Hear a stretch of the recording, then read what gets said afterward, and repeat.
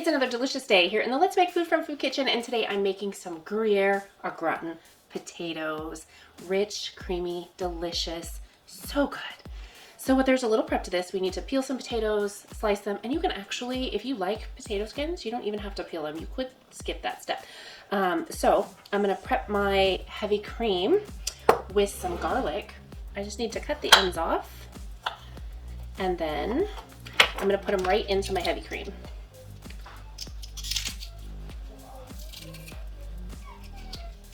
Okay, we're just gonna whisk that together, and then that is all the prep we need for our heavy cream. So that's done. I don't need to do any more prep with that. I need to grate my Gruyere and some Parmesan, and then peel the potatoes, and then I'm gonna use my Mandolin slicer so that I get nice even slices on my potatoes. If you don't have a Mandolin slicer, that's perfectly fine. You can do it by hand. Just please try and be careful to get nice even slices so that it bakes evenly. If you have thicker slices and thinner slices, the thicker ones aren't going to be evenly cooked as the thin ones, and then you'll have some uneven baking time and some mushy potatoes and some not mushy potatoes.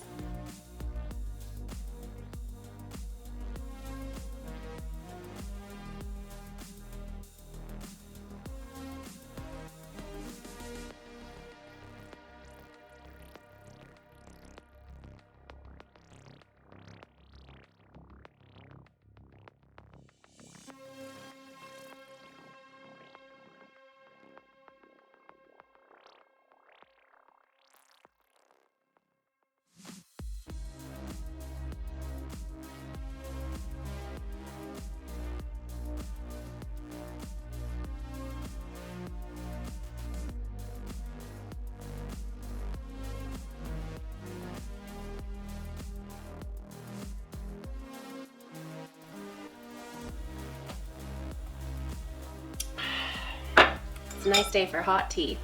It is not really cold, but it's very windy today. Just, you know, it's that feeling. We're like, yeah, you know, nice cup of hot tea is just what I need. Okay, I have my Mandolin slicer set to 3 millimeters, and I'm gonna check it. So I'm gonna make a couple slices, and I'm just gonna check my thickness. And I think that that's actually a little thin. So I'm gonna move it to around 4, and let's check it again.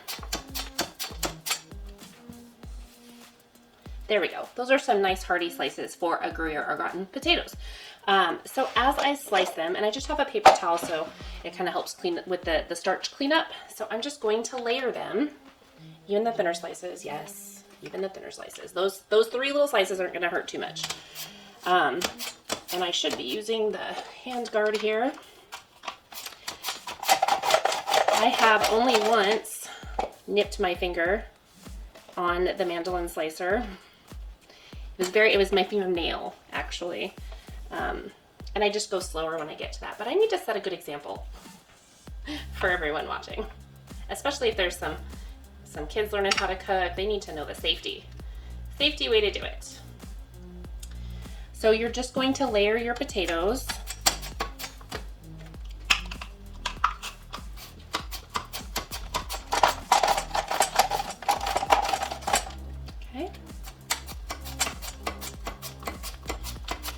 This recipe I adapted from one my neighbor sent me, and I am so grateful she did. Hi, Courtney. She sent me a text with this recipe, and I've adapted it just like I do almost everything. I adapt it to my taste, which is also what you should do. If you don't like as much Gruyere, then blend your cheese with something else. It's perfectly fine. You can use more Parmesan. I did a 4th cup of Parmesan as a topping, but you can switch your blend a little if you'd like. Adapting recipes to your taste, I think, is a very important skill to have, and honestly, it's not that difficult to do. If you know what you like and you understand the balances and ratios of things, you're good to go. Just give it a shot and see what happens. So I have my first layer here, and I'm just gonna start layering the second layer and just fill in the holes. I'm gonna get a couple more so I can give you a better example of that. We're gonna fill in the holes of our layers, okay? Because we don't want stacks, we want layers. And once we get about halfway through, and this is 3 pounds of Yukon Gold, the golden potatoes. And you can also use red potatoes for this. You just want a waxy potato. Something like a russet's not gonna hold up to this. It'll get mushy and just grainy and not stand up well. So you wanna make sure you're using a waxy potatoes. I like to use the red potatoes for things like roasted potatoes. And that's just a personal preference. These hold up great, and so would reds for this dish. So use what you'd like. And you could use Swiss. Gruyere is very similar to a Swiss. It's in the same family, I believe. Not a cheese expert. I'm a cheese lover. I do love my cheese. All right, that's about half of our potatoes. So what I want to do is take my salt, and I want to sprinkle about half the salt onto this layer. Just like so. Okay, and then I'm gonna do the same thing with some pepper. And pepper and salt is to your taste. Potatoes and pastas tend to need more salt to flavor your dish. So I'm just gonna do about that much. And then I'm going to pour about half of my heavy cream mixture with the garlic, just right on top of there. That's almost exactly half. That was perfect. Okay, and then I'm going to layer the rest of my potatoes onto that, and then do the same thing. Once you get your potatoes peeled and your cheese grated, it actually goes fairly quickly.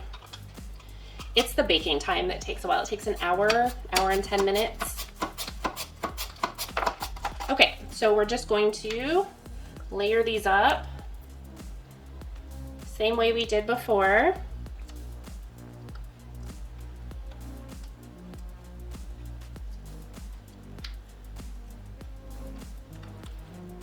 Until all of our potatoes are used. Okay, that is done for that part. Up next, we are going to add the remainder of our salt. I probably should have sprinkled that with my fingers to make it a little more even, but I'm just gonna remove some of that from that one spot and swirl it around. Okay, and then our pepper comes next.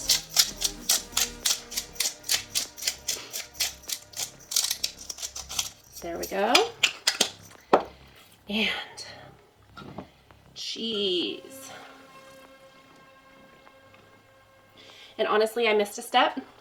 Half of this cheese was supposed to go in the middle layer, and I somehow missed doing it, and that's okay. I'm just gonna put it on top. It'll still be just as delicious. It just won't be as evenly layered. But as you can see, there's still a lot. There we go. So I'm gonna pour the rest of my cream and garlic mixture. It's a lot of garlic. Okay, and then I have, this is Parmesan, and I'm just going to sprinkle it on top of everything. I'm gonna need to grab some foil. We're gonna cover it tightly with foil and then bake it for an hour. After that hour, we'll take off the foil and bake it for an additional 10 minutes to get that cheese nice and golden bubbly. These potatoes look and smell amazing. I'm just going to dig right in and get a little bowl of them. And, oof, so steamy, delicious. Creamy goodness. Could sing it some more, but I'm just gonna blow on it and eat it because I already know this is delicious.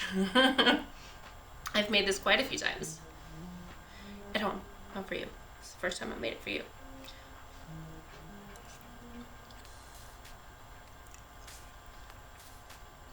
Perfection. Yummy, yummy. The potatoes are so tender. Perfect. Cheesy, but it's not so cheesy that it's overpowering. I think that if there's anything I would do differently, I would add just a tiny bit more salt and pepper. And that's it. And I can always top it with more salt and pepper right now if I want. So, no complaints. I might just sit here and eat all of this before I wrap up the video. Cheese, garlic, food groups, yummy, delicious. From my kitchen to yours, make this. It's a great side dish. It goes with roasts, with steak, with chicken, fish, almost anything really. I think it deserves a bold flavor though. So think maybe lamb. Do you like lamb? Make some lamb chops. lamb roast or a steak. It'd be good. It'd still be good with chicken or fish. I'm just saying, it's a very bold, rich dish that deserves a complimentary bowl, but not rich, because if you have something rich with it, it's probably gonna be too, like, that meal's gonna be really rich and might upset your tummy. From my kitchen to yours, I hope you've enjoyed this video. If you did, would you consider giving it a like, sharing it with your friends, all that stuff. It helps us. It really does help us as content creators. And I would like to keep this channel going. So let's see how it goes. I hope that you want to see it going too, to continue down the road for years and years to come. I promise I won't run out of content. I hope. On that note, if there's something you'd like to see me make, tell me what it is down below in the comments and I will take a look. If there's a favorite recipe that you grew up with, you love it, you want to share it, put it down below. Maybe I'll make it, show everybody else, and give you all the credit. From my kitchen to yours, let's make food from food.